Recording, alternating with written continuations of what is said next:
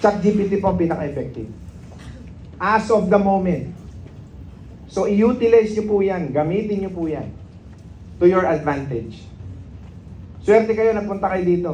Because, ayokong gawing komplikado.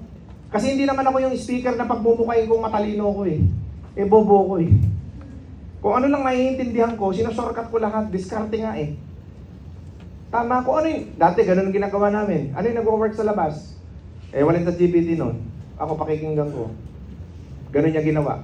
Okay, problem, in-exaggerate niya. Tapos yung body, kwinento niya ng maganda. Editing, yung video maganda. Tapos inend niya ng magandang motivation. Ginaya ko.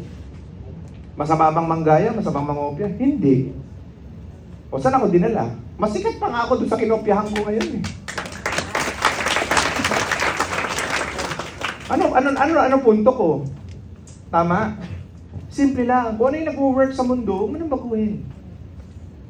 Sabi nung iba, hindi, Boss Adler, ginaya mo lang yung podcast mo kila Louis House, kila gano'n. Ano naman? Inaamin ko naman. Kila Patrick Bet David, ano naman? Hindi ko na problema yun. Problema nyo, sumikat ako eh. Tama mali? That's the point. What's already working, it is already built to work. Work around ka na lang doon. Kasi hindi, huwag mo nang baguhin. Yun na yun eh. It's already working. Now, itong process na to, no, yung nagmi-million views, tapos itra-transcribe mo, tapos gagawan mo ng context. Ano yung mga pwede mong gawin na context dyan? One, vlog. Pwede mong i-vlog, moving around ka. Di ba? School of Discarte, anong ginaya niya? School of Hard Knocks. Kopyang-kopya.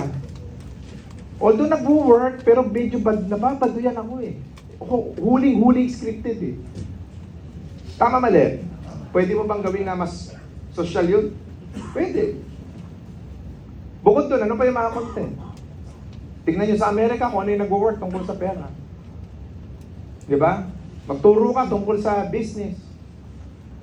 Sir, hindi naman ako negosyante, bakit ako magtuturo sa business? Ito masarap, may AI. Di ba? Di business mentor ka na ngayon. Tama mali? Tama mali? You know what's very ironic? Ask me what? Ask me what? Consultant po ako ng malalaking kumpanya. High school graduate.